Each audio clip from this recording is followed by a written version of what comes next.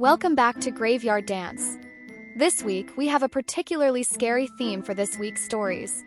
What's even more frightening is they are real, true-life people who were actually given driver's licenses and allowed out on America's roads to wreak havoc on innocent members of our society. If this video does nothing else, I hope that it will remind our viewers to always be vigilant and look out for these types of oddballs of society, so they may be able to get out of their way in time so this doesn't happen to anyone else. Before we head on into our video though, let me ask you a quick question. Are you looking for a great mask for the Halloween season coming up? If you check the bottom of our page right next to the social media icons, which on a side note, we hope you're not just passing by. Come on folks, it just takes a click with a finger to lock in all our content by smashing that like button. Where were we? Oh yeah, between now and Halloween night, we have a limited number of really amazing masks on sale for the low price of just $12. If you want to be Jason, Michael, or any of the other spooks on the bottom of the page, simply click the photo and it will get you on your way. Just remember to allow at least 2 weeks for delivery as our staff is busy at work. With all that out of the way, snuggle up to your favorite person or pet and sit back for the ride. No pun intended, we assure you. On a chilly evening in December, a 31-year-old man named Nestor Flores had decided to take a drive down the highway just outside of Dallas, Texas at around 8 p.m. The sky was dark, and the stars were starting to twinkle above him.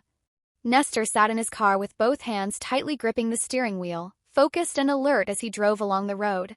As he cruised down the highway, Nestor felt the cool breeze coming through the slightly open window. He loved driving at night because it felt peaceful and calm. The lights from other cars flickered by like fireflies, and he could hear the soft hum of his engine as it carried him forward. Nestor was careful to pay attention to everything around him. The road ahead, the signs guiding him, and even the occasional animal that might cross his path. He knew that driving required responsibility and concentration, especially at night when visibility could be tricky. With each mile he traveled, Nestor thought about his day and what lay ahead for him tomorrow. He enjoyed these moments of solitude where he could think clearly without distractions. Little did he know that this night would be one to remember. After spending time with his friends, he decided it was time to go home. But as he got into his car and started driving, he felt a heavy weight on his shoulders. You see, Nestor was really stressed out.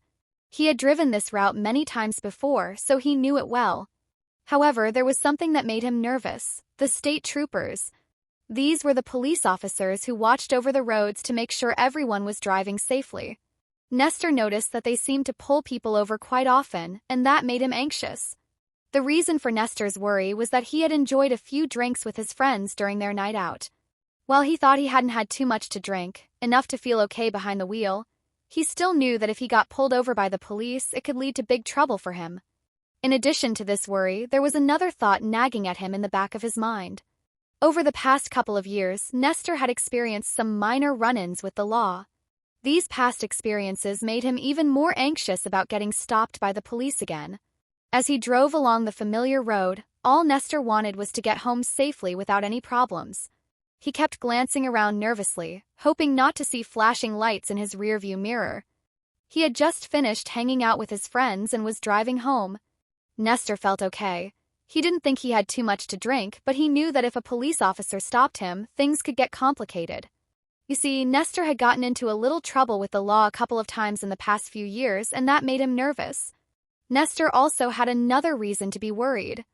He wasn't born in America, and he feared that if he got pulled over by the police, he might face even bigger problems like being sent back to his home country.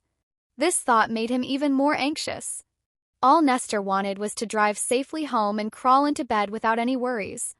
As he drove carefully and tried not to attract any attention, Nestor remembered that he had a cold Diet Coke waiting for him in the middle console of his car.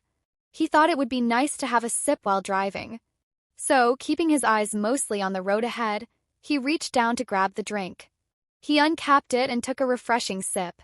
But as soon as he put the drink back down, he felt a wave of worry wash over him again. He was very focused on the path ahead of him, making sure to keep his eyes on the road. But then, something unexpected happened. While he was holding a drink, he accidentally bumped it with his hand. The drink splashed out of its cup and spilled all over his hand. Nestor instinctively looked down at the mess he had made with his Coke.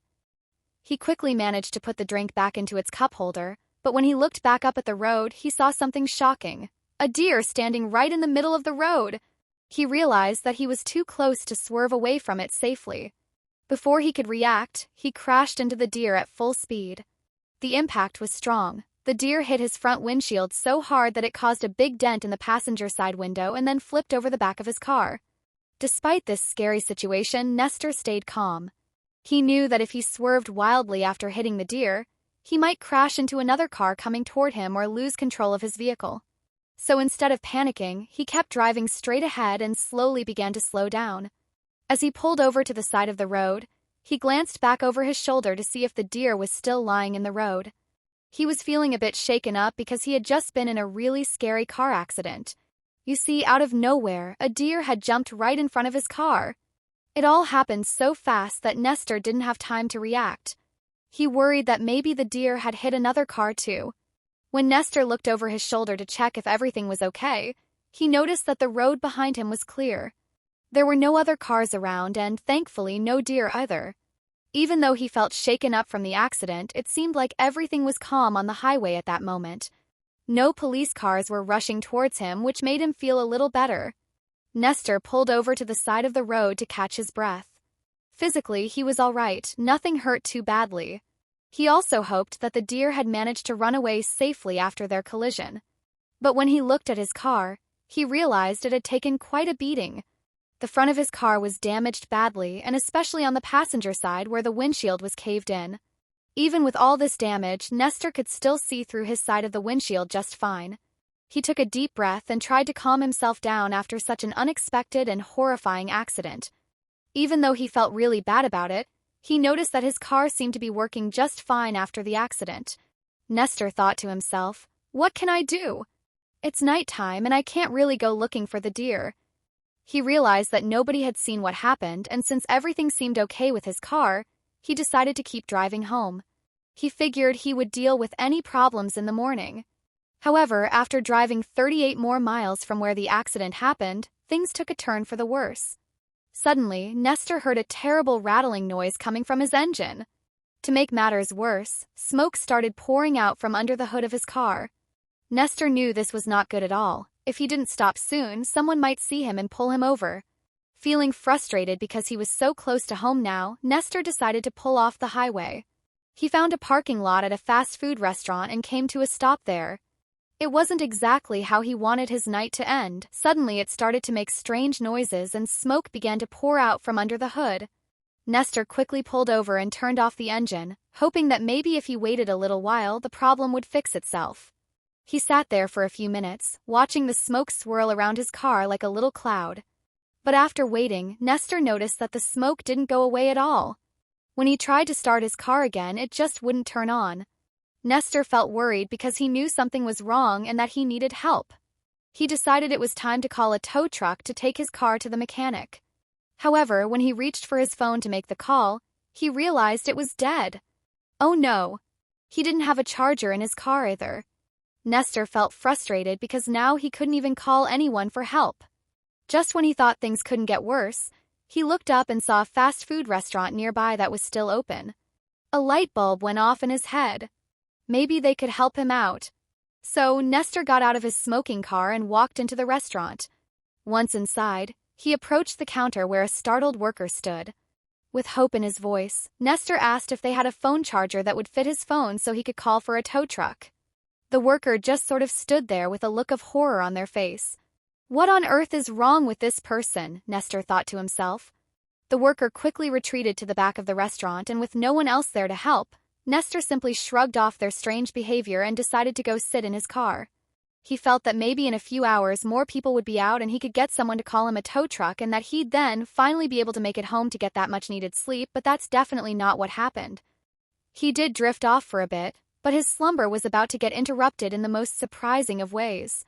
Through a few hours of dozing off, suddenly he was jolted awake by a strange sound. It was like someone was gently tapping on his window. Rubbing his eyes and trying to shake off the sleepiness, Nestor turned to see who it was. To his surprise, it wasn't just anyone. It was a police officer. The officer was shining a bright flashlight into the car, making it hard for Nestor to see clearly. The officer waved his hand, signaling for Nestor to roll down the window. Feeling nervous but knowing he should listen, Nestor slowly rolled down the window. As soon as the window was down, Nestor opened his mouth to say something, maybe even ask what was going on.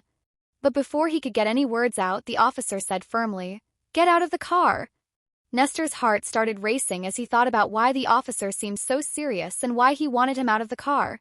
He wondered if he had done something wrong without realizing it. Still confused but wanting to cooperate, Nestor stepped out of the car. Just when he thought he might be able to explain himself or ask questions about what was happening, the officer quickly asked him, "What happened tonight? What's going on here?" He tried explaining to the officer that he was driving down the road, just minding his own business when suddenly, out of nowhere, he hit a deer. Poor deer went flying over the top of his car. Nestor didn't even see it coming and, in the rush of everything, he didn't stop to report what had happened. As he continued driving, Nestor started to worry. He thought to himself, "Wait a minute. Is there a law that says I have to report hitting a deer? What if that deer got hurt really badly and is lying in the middle of the road? What if someone saw my license plate and called the police?" His heart began to race as panic set in. Nestor felt really bad about not stopping. He wanted to explain to the officer why he didn't pull over. He thought about how sorry he was for leaving the scene and how he should have called for help right away. But before he could say much more, the officer raised his hand and told Nestor to stop talking. Then, the officer took out his flashlight and shined it past Nestor towards his car. Nestor held his breath, hoping everything would be okay. It wouldn't be. The officer quickly grabbed his radio and started calling for help. He shouted into it, saying he needed backup because something wasn't right. Nestor was confused. What is happening? He wondered. This whole night felt like a big mess, and he couldn't understand why the officer was so worried. He turned to see what the cop was looking at in his car that made him act this way. When Nestor looked over at the passenger seat of his car, where the bright light from the officer's flashlight was shining, he suddenly froze in shock. His heart raced as he realized what was going on. Even though Nestor thought he had only enjoyed a few drinks and could drive safely, the truth hit him hard. He was actually very drunk, much more than he realized, and should never have been behind the wheel of a car. As it turned out, instead of hitting a deer, which is what he thought had happened, he accidentally hit a 45-year-old man named Terry Ivory. The impact was so strong that Terry went right through the windshield on the passenger side of Nestor's car. Can you imagine that? Terry landed in the passenger seat next to Nestor, but sadly, he had lost one of his legs because of the crash. Nestor had no idea what had happened. He thought maybe he had just bumped into an animal and didn't realize that there was a person sitting next to him. Nestor continued to drive for 40 more miles with Terry's lifeless body beside him, completely unaware of the terrible accident that had occurred. He believed there was just a deer behind him. It wasn't until his car started making strange noises and began to smoke that he decided to pull off the highway. He stopped in the parking lot of a fast food restaurant, still not knowing what had truly happened during his drive. Can you seriously imagine being so out of your mind drunk that someone literally comes through the window of your car and you're actually covered in their blood, yet you drive nearly 40 miles, get out of the car to go inside a restaurant, get back on your car and fall asleep, all the while having a deceased man right beside you and you never know? All the while, he thought he was okay enough to drive a car. Nestor was charged with the collision involving the death of Terry Ivory. In December of 2023, however, his case has not yet been adjudicated. As bad as that case was, this next one will infuriate you for sure. What makes the next case so bad is there was a chance to save a human life, but the actions taken by this batshit nuts person driving took the life of an innocent man. A truly good person whom any of us would have been lucky to have known. In 2001, Greg Biggs was a 37-year-old man who worked for himself as a bricklayer. He was living in a homeless shelter in Fort Worth, Texas. Greg had one child, an 18-year-old son named Brandon, who lived with Greg's ex-wife. Even though Greg didn't live with Brandon while he was growing up, he always made sure to spend a lot of time with him. Because of this, they became very close over the years. However, besides his son, Greg found it hard to make strong friendships with other people. Greg was a really friendly and outgoing person, but it seemed like whenever he made new friends, they would leave his life very quickly. This made Greg feel lonely and sad because he often struggled with his feelings. He really wanted to have friends and be around people. So, when someone new came into his life, like a friend or someone he liked, he got super excited. He wanted to make them happy and keep them close, so he would do a lot of nice things for them. Sometimes he did so much that it made it easy for those people to take advantage of him. He was truly a good person with a huge heart. It's just that he may have tried a bit too hard and maybe he came off to some as desperate. 2 years earlier, a woman came into Greg's life very suddenly. Greg liked her a lot and fell in love with her quickly. Early in their relationship, she told Greg that she was having money problems. Without thinking twice, Greg started giving her all his money. He was paying all her bills and doing everything he could for her to try to show he cared. In a sad kind of way, it was like he was trying to buy her love. The problem was, Greg wasn't rich at all. Soon, he had given her so much money that he couldn't pay for his truck or his house anymore. Because of this, he lost both his truck and his home. In the end, Greg found himself without a place to live and with no money and of course with no girlfriend. When I was researching this story, it literally broke my heart knowing what kind of man this was and the things he did for others only to have what happened to him happen. I'll try not to get ahead of myself though. After the woman Greg loved took all his money and left when he ran out of cash, he found himself without a home. Even though things were really hard for him, Greg tried to stay positive. Whenever he wasn't working, he would make plans with his son Brandon to walk around the mall or watch a cheap afternoon movie. Life was tough, but Greg always looked on the bright side. He believed that if he could find a few good jobs, he could earn enough money to buy a house and a car again and start putting his life back together. One morning on October 27, 2001, two men called the Fort Worth police to say they saw something strange on a park bench in Cobb Park. Cobb Park is a large public park that has playgrounds, walking paths, and fields. That time, people thought Cobb Park wasn't very safe, especially at night because there were many suspicious people hanging around. So when the police got a call about something odd happening in Cobb Park, they weren't surprised. A police officer was sent to the park to meet two men who saw something strange on a bench. The officer arrived at Cobb Park, talked to the two men, and they showed him where the bench was. After thanking them, he got back into his police car and drove through the park gates. He parked his car because the bench was just a short walk away, about 200 or 300 feet. Then, he got out of his car and started walking along the path made of cement. As he walks, he can't see the bench yet. But while walking, he notices some deep tire tracks in the grass and mud on the right side of the path. This makes him think that someone drove a vehicle in the park recently off the main path. He continues walking and starts to turn, and then he sees the bench ahead. He can clearly see that the tire tracks go right up to the bench. When he's about 30 or 40 feet away, he can finally see what is on the bench. A detective sees a big lump that looks like it's covered with a rug or blanket. As he gets closer, he realizes there is a person lying on a bench under the blanket. When he is about 10 or 15 feet away, he can see that it's a man who is not alive anymore. The detective walks up to the bench and looks down at the man. He notices that the man's right arm and right leg are both badly broken. Also, the man's left leg is not only broken but has been partly cut off. The detective sees a man whose left leg is almost completely ripped off. He thinks that this man might have been involved in some bad activities in Cobb Park where people often do illegal things. Someone could have either beaten him really badly or beaten him and then shot him. However, when the detective looks closely at the man's body, he notices that the bruises don't look like someone who was beaten to death. The detective was trying to figure out how a person got hurt. He looked at the body and noticed that he couldn't see any holes where a bullet might have gone in or come out. This made him think hard about what he was seeing.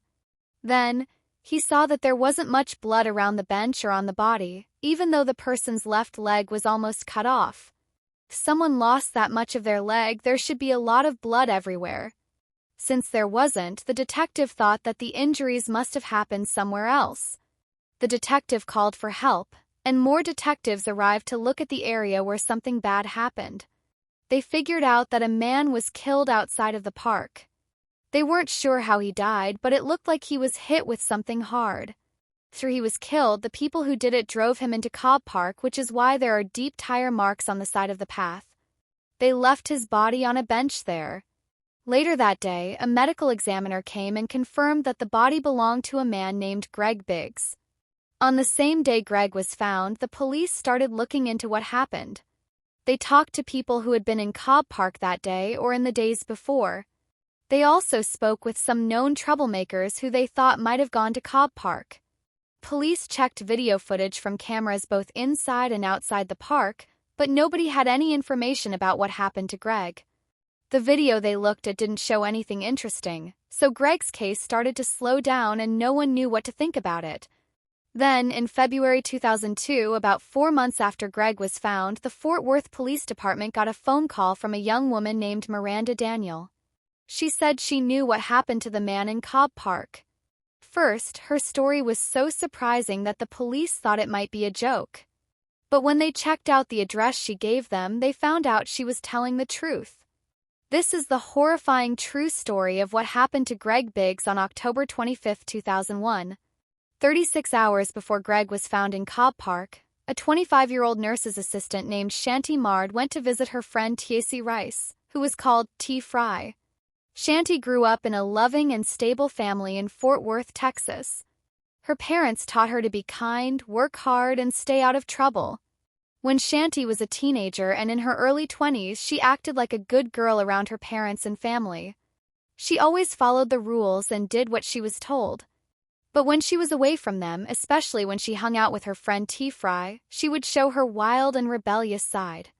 Shanti and T. Fry became friends in 1999 while working together as nursing assistants at a nursing home.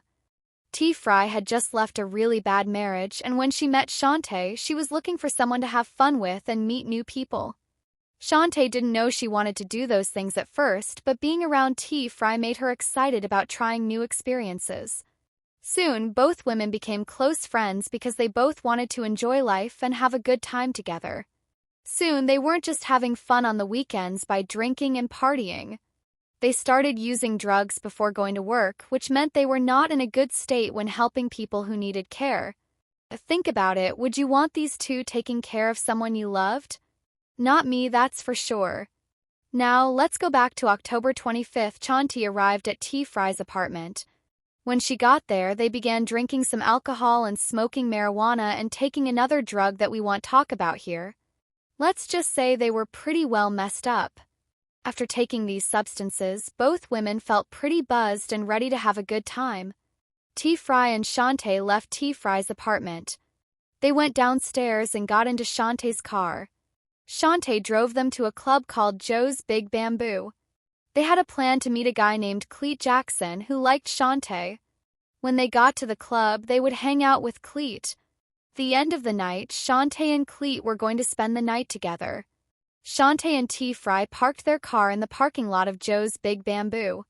They got out of the car and met Cleet, who was waiting outside the club. Three friends decided to sneak away from the big group of people waiting to get into a club. They found a quiet spot and smoked some marijuana. After that, they went inside the club where they started having fun. They danced, drank some drinks, and enjoyed the party. As the night went on, one of the friends named Cleet saw another woman he liked at the club. He decided to leave his friends Shant and T. Fry behind and go off with this new woman. Cleet ended up leaving the club with her, and nobody knew where he went for the rest of the night. Around 2 a.m., when it was almost time for the club to close, everyone was getting ready to go home. Shantae was at a club and wanted to go home with a guy named Cleet, but when she looked for him, he was gone. This made her really upset because she didn't know what to do next. Instead of staying there, she decided to find her friend T. Fry. When Shantae found T. Fry, she said, "Hey, let's just leave." T. Fry agreed that it was time to go too. The two women left the club and walked to Shantae's car. Both of them had been drinking and were not in the best shape to drive. However, T. Fry thought she was less drunk than Shantae and believed she could drive safely. So, she told Shantae to get in the passenger seat while she took the driver's seat. After that, they drove all the way back to T. Fry's apartment. When she parks her car at her apartment, she tells her friend Shanti, "Hey, I can follow you in my car to make sure you get home safely, like a buddy system." But Shanti just gets out of the passenger seat, walks around confidently, and sits in the driver's seat of her own car. She says to T. Fry, Nope, I'm okay. I can drive myself. I'll see you later. Then Chandi drives away. About an hour later, at 3:30 in the morning, T-Fry is in bed when she gets a really worried phone call from Chanti. Chani sounds super scared and upset. Chanti is really upset and not making much sense, but she wants her friend T-Fry to come over to her house right away. T-Fry tries to understand what's happening, but it's hard because Chanti is so emotional on the phone. After a while, T-Fry decides that something serious must be going on, so she gets ready to go see Chanti. T-Fry leaves her apartment, gets into her car, and drives to Shanti's house. When she arrives, she goes up to the front door and opens it. Inside, she sees Chanti in the kitchen looking very upset. Chanti is crying and keeps saying that she didn't mean to do something and that she's really sorry. T-Fry tells her to calm down and asks what happened. Then Chanti says, "Look in the garage." T-Fry walked into Shantae's garage. When she got there, Shantae opened the door and turned on the light. In the middle of the garage was Shantae's car, parked with its front facing in. On the passenger side of the car, there was a person named Greg Biggs. Earlier, about an hour before this, Shantae had left T-Fry's house. She told everyone that she felt okay to drive home. But while driving, she accidentally crashed into Greg, who was walking on the sidewalk. Crash was so strong that Greg flew through the windshield and ended up stuck halfway inside Shantae's car. Greg got horribly hurt in an accident. Even though he didn't die, the impact was so strong that it almost cut off his left leg and broke several bones in his body. Inside the car, there were signs that showed Greg was still awake and trying to help himself. On the passenger side of the car, there were handprints on the door. This means Greg was trying to pull himself back inside the car. There were also tiny drops of blood on the seat, which showed that he was spitting up blood while he was trying to talk or ask for help from someone named Shantae. Instead of stopping to help Greg, Shantae kept driving home with him stuck in her windshield. The saddest thing was, she hit him less than half a mile away from the fire station. Her older brother was working there as a firefighter. He knew how to help people who were hurt, so he could have saved Greg's life. There were also other firefighters at the station that she knew. They could have helped Greg too if they had gotten there in time. The local hospital was less than 6 miles away from where the accident happened. The hospital, doctors, and nurses could have taken care of Greg and possibly saved him. It's infuriating to think that while she was driving back home with Greg halfway in her windshield, she passed by 9 payphones. Payphones were places where people could make phone calls before cell phones became a thing. She could have called for help at any time but didn't. Shantae was trained to help people in emergencies because she worked as a nurse's assistant. She knew how to save lives, but when something bad happened, she didn't use her skills. Instead of helping Greg, who was hurt and making noises like he needed help, she drove home. When she got home, she parked her car in the garage with Greg still inside. After that, she closed the garage door. Even though Greg was moaning and probably asking for help, Shantae just said, "I'm sorry." Then she walked to the door that goes into her kitchen. She turned off the light in the garage, which made it really dark for Greg, and then she went into her kitchen and shut the door behind her. This meant that Greg was left all alone in the dark garage. How can anyone be so cold and cruel to another person? For an hour or so, while Greg lay dying and in agonizing pain, she called her friend T-Fry to come over and look. Naturally, T-Fry is absolutely freaking out and telling her friend she needed to call 911. Shantae wouldn't hear of it, though. She didn't do anything else to help Greg either. Shockingly, they both simply went back to T-Fry's apartment and took a 2-hour nap, waiting for Greg to die. When they went back to check on him, he was completely still and looked as if he was deceased. Chanti called her friend Cleet Jackson because he was supposed to hang out with her at the club. She thought he could help her with something. Cleet didn't really know what was happening, but he decided to go to Shanti's house. When he got there and saw what had happened, he felt really upset. Now, he was involved in something that he didn't want any part of. He was worried because he didn't know if Greg was dead or not. On top of that, Cleet was on parole, which means if he got into trouble again, he might have to go back to prison. He felt confused and scared about what to do next. Cleet thinks that Greg is probably dead, so he decides to help Chanti instead of trying to save Greg. That night, Cleet calls his cousin Tyrone and they go into the garage together.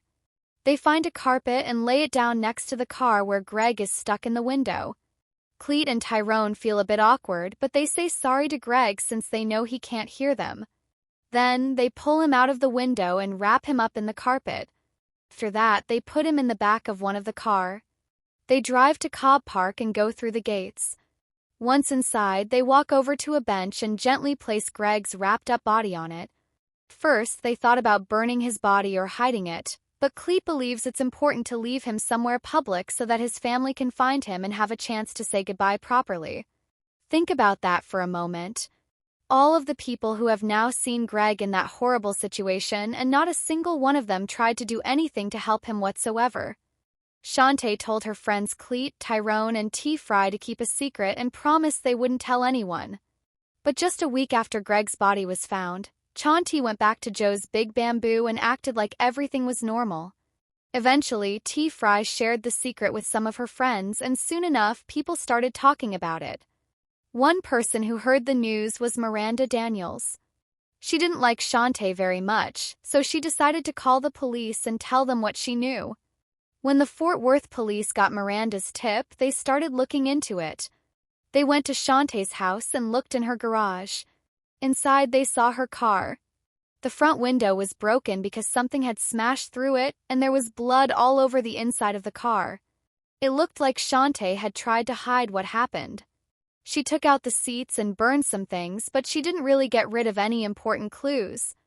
During the trial, a doctor who looked at Greg Biggs' injuries explained that they wouldn't have killed him right away. He wasn't exactly sure how long Greg could have survived after getting hurt, but he thought it might have been several hours or even up to a whole day. While this was happening, Greg was stuck in a dark garage all by himself. Even though people were coming in and out, no one was helping him and he was begging for help. He was in a lot of pain because he had many serious injuries.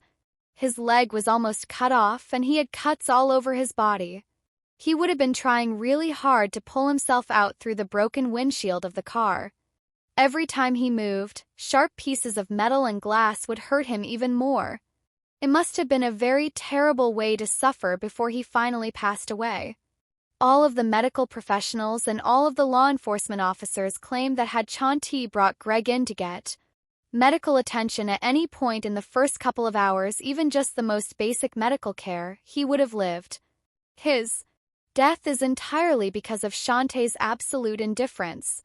T-Fry, in exchange for full immunity, testified against Chanti, and Shant would be found guilty of murder of Greg Biggs. Before we tell you what her sentence was, we should probably say this. If someone is truly sorry for what they have done and they really feel real remorse, they probably aren't going to go back and do the things they did that led them to the situation that ultimately unfolded. Chanti did, though. In the days and weeks after killing Greg Biggs, all the while trying to hide evidence and destroy other evidence, Chanti was doing the exact same things that led to the death of Greg Biggs. She was still drinking. She was still smoking marijuana and still partying it up at the club, which is ultimately where the truth came out, which led to her being arrested and eventually convicted. Chanti was sentenced to 50 years in prison. Our hearts go out to the family of Greg Biggs, especially his son. May Greg rest in peace. In the courtroom, Greg's son made a very emotional speech where he forgave Chanti for everything that happened and even offered his own sorrow for the fact that her family would be losing a family member now as well. Chanti got up there after being convicted and offered tears and sorrow on the witness stand, but in the 3 weeks that she had been free, if she was so sorry, why was she still continuing to party as if nothing had happened? We'd love to hear your comments in the comments section below. Celie Jackson, also known as Vaughn, and his cousin Tyrone were given 10 years and 9 years in prison, respectively, for their part in a crime. We hope you enjoyed today's stories. If you did, we'd love to hear your thoughts below. By the way, if you haven't been to our site just yet, we hope you will soon.